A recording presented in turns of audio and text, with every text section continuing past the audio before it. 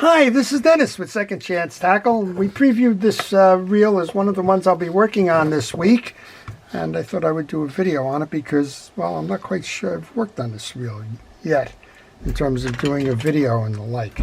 From what I can tell, this side says Medalist, and the only one I'm familiar with that had the Medalist tag was Pflueger.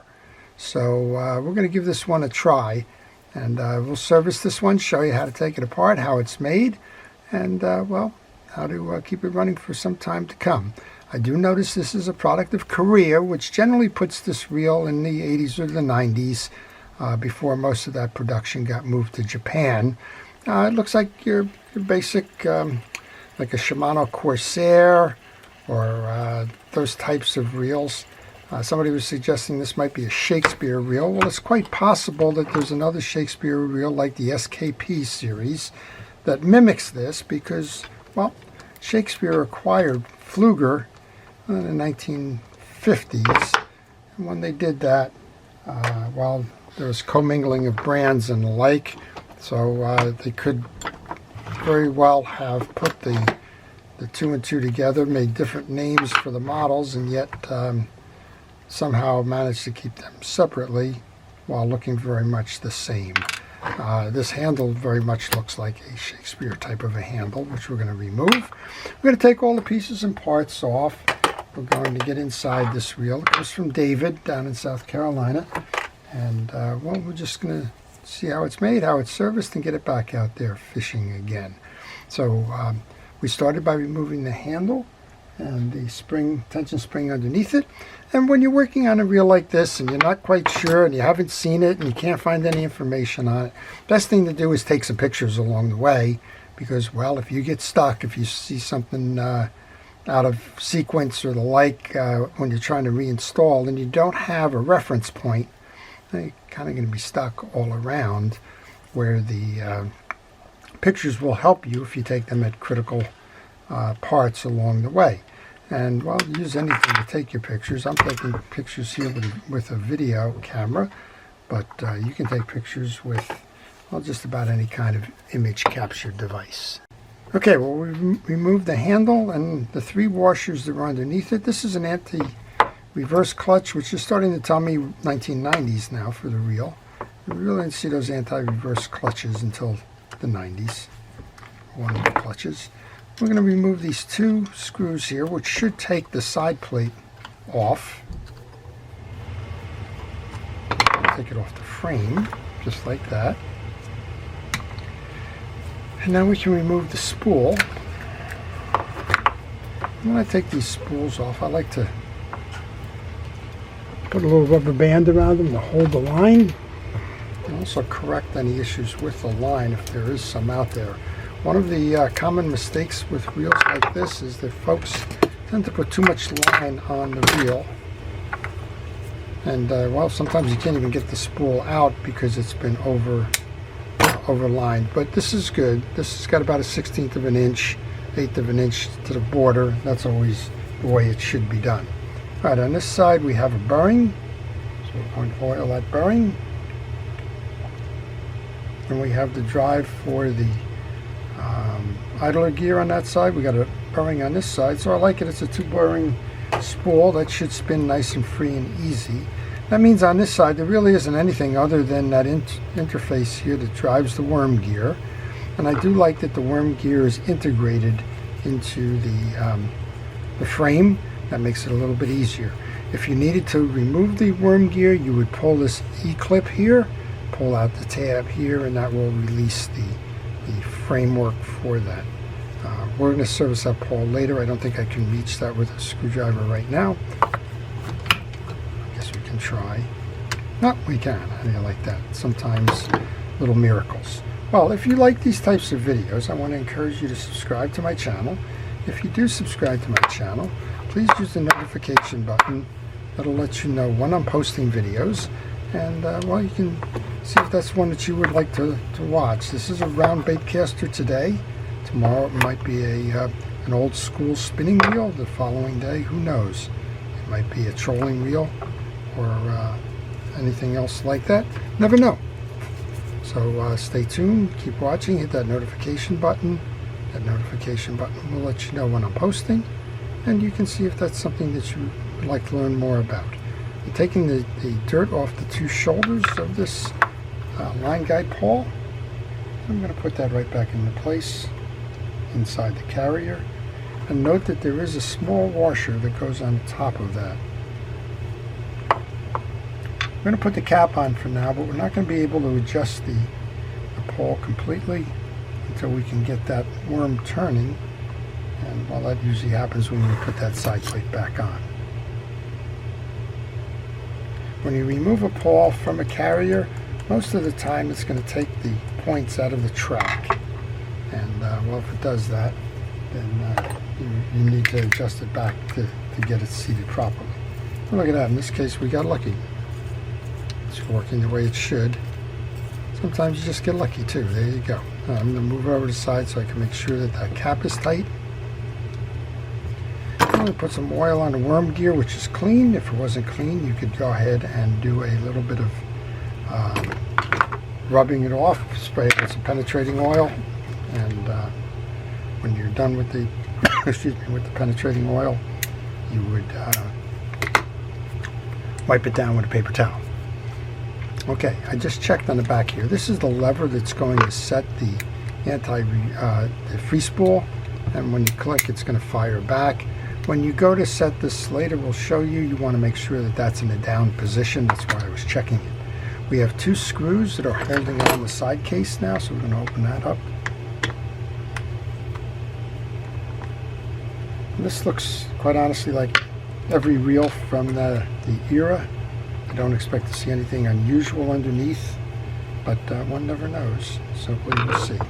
Once you get the hang of doing whatever type of reel it is that you're working on, whether it's a spinning reel, a bait casting reel, a trolling reel, whatever, they tend to follow a pattern. This one follows a pattern too. It's always the large gears turning the small gear that turns the spool or the rotor to retrieve the line. Most of the time on these bait casters, we have some kind of a yoke system, which we have here, and we have a main gear that's typically tied into the back with a gear shaft and an E-clip should you need to remove that. We're going to remove the gearing now. I'm going to remove the worm gear. And this reel is very clean, but we will take a moment here just to kind of polish it off a little bit. I'm going to use Q-tips to clean up that back grease there. You also want to take a moment here to examine all of the pieces and parts, make sure that there's nothing that's damaged. If there's damage to it, well, that's going to be a tough one here because of the age of the reel, and well, there just wasn't a lot of them made. So sometimes if there's a damaged piece or part, it's going to spell the end of the reel. So just check it carefully, and that'll tell you a little bit about how to proceed. Now, this reel was tested before I got started. It was working fine, so no big deal there. On your yoke, check. You should have a side that has some ramps in it. That's going to face the back. Check your pinion gear. There's a slot nut that's going to face towards the spool or the back. Check your gear teeth. These are clean. You want to re-lube.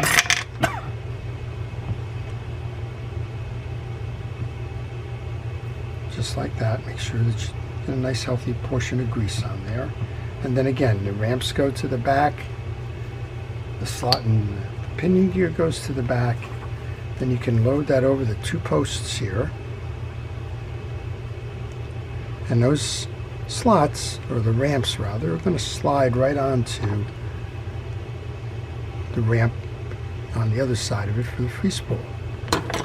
Alright, these look like we have some kind of a leather washer to it. Again, another indication of when this reel was made. This is your trip mechanism here. The trip mechanism has some teeth in it. You can see a corresponding stud right here. And when you go to free spool, that stud is going to come down. See if I can do this without popping anything off here. It's going to come down, and you can see how it intersects into one of those teeth in the cock. And then when you turn it, it's going to push it back up. That's how that fires. That click ratchet goes first, then we can put our washer on that goes underneath the main gear. And if there's anything to be said about this reel, well, it's just dry and devoid of grease. So I'm going to take a moment here to put the grease onto the main gear. I only encourage you to use fishing reel grease as you're greasing your reels. It's always best to get the greases that are designed for marine use or water resistance and the like. Yeah, people use other things. That's if you own a reel, you can use whatever you like, but I'm going to recommend that you use the basic greases. Take a look at what we have here from the drag washer set. We have one inside here. See if I can just pick that out. Usually you can. The 3 drag washers are identical, and again, it looks like a leather or some kind of a composite. With those, it usually means that they are porous or permeable, and so putting grease on that will help to prolong the life of the washer. I'm going to set that inside. You're going to notice that we have 2 washers that have rectangles in them. They're called keyed washers. They go high and low. We have one in the middle that's circular with 2 studs. That's called an eared washer. And when you look at the 2 keyed washers, one is thicker than the other. The thick one goes on the top of the stack. So we have one drag washer in. I'm going to put the first keyed washer in. We're going to go back now, do the same thing. Now I'm using Cal's Universal Drag Grease for this. If you don't have it, don't worry. Use fishing reel grease. You don't need to run out and buy a whole container of drag grease to do your 3 washers. The whole idea again is to get grease into the pores of those drag washers to prolong the life. I'm also spreading that grease with my gloved hand. That keeps the grease off my hand, but it also acts as a tool. It's a very efficient way to spread the grease. Alright, the last of the drag washers goes on. Now the thick drag washer goes on. And then the spacer that's going to be the inside ramp for the anti-reverse clutch. Underneath is the 3rd bearing. Oil that bearing. You can test it. Take a Phillips head screwdriver that's larger than the inner race and just run it around, make sure that it works properly. Okay.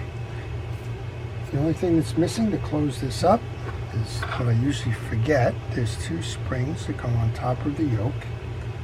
So when you go into free spool, this yoke is going to push backwards, or up in this case. These springs are going to force it back when you trip that lever. Okay, you can set the case up, bring it in and align it with the screw holes, just like that. And find your 2 screws. Hopefully you put them in a parts tray or something that will make it easy for you to locate those pieces and parts, and then bring those in.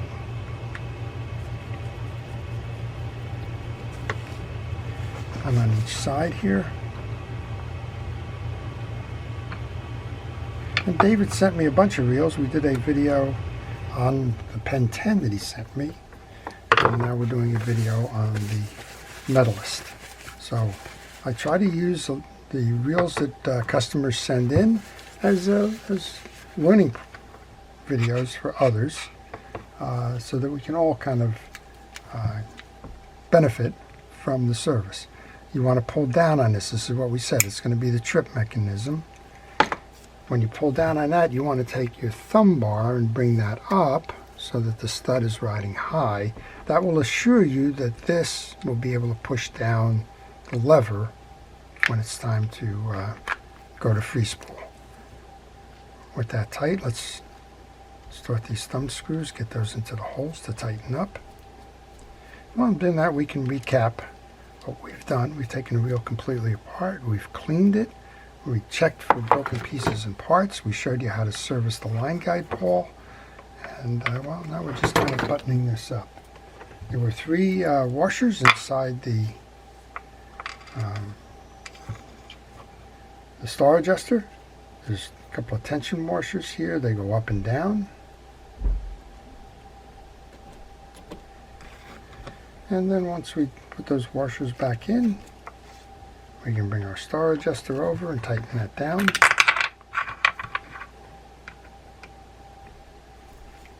When you put this on, make sure that you're putting this on square. If it's going in not square, at an angle, it's not going to mount properly. If it doesn't mount properly, you could wind up stripping the threads on that gear shaft. So it takes a moment or more. While I'm doing this, well, I would encourage you to ask questions.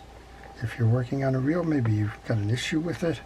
Maybe you just fished a reel and something broke and you're wondering what broke. Trying to help them diagnosing what your issue is.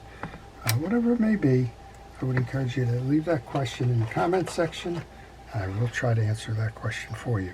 Once you put your star adjuster on, the tension washer goes underneath the handle. I'm going to take a moment here to clean the handle. This reel is clean. David kept all of his reels nice and clean. Did a good job with that. Looks like he's one of these folks that does practice taking the reels off the poles and rinsing them down after you fish for the day. And that's a good best practice in terms of how to keep the dirt and debris out of your reel and how to keep your reel not only looking good but performing well too. Alright, we've put the handle nut back on. There is a way to align for that hole. If this is perpendicular to the hole or if one of these points is pointing right at the hole, generally you can put the cover right back on. In this case that cover is broken a little bit, so we're going to be careful about how to put that screw back in here. And I need to just adjust it a little bit, but there's enough play in this that I don't need to change the position of the nut at all. Alright, we're going to leave it like that. I'm going to put 2 shots of oil, one on each stud of the handle knob, and then a quick squirt of rod and reel cleaner onto a kitchen scrubby, and we'll just clean up the rest of the reel. As I mentioned, the reel is nice and clean to begin with. That's always helpful. But if you find that you have a lot of film on your reels, this rod and reel cleaner does a very nice job. It's a rod and reel cleaner made by Penn, simply called Penn Rod and Reel Cleaner. There you go. All right, let's give it a test then. We've re-lubed, we've cleaned, inspected, took it apart, put it back together again. Runs nice and smooth. Look at that. If you need to adjust your drag, sometimes you need to adjust the drag because you've put grease on those washers, and sometimes they slip a little bit. So just adjust them, make sure that it's running nicely, then back your drag off so it doesn't press that grease out.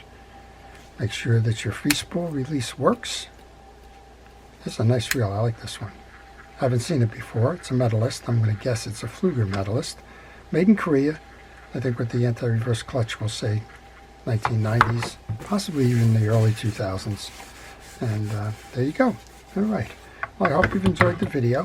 Before I leave, I want to take a moment to thank our first responders, our police, fire, safety, rescue, everybody involved in keeping us out of harm's way. I want to thank you, the viewers, for watching and for making this channel what it is. Again, if you have any questions, please leave them in the comment section. If you enjoyed the video, please like it, and please stay tuned for more videos to come. This is Dennis with Second Chance Tackle, wishing everybody a great day.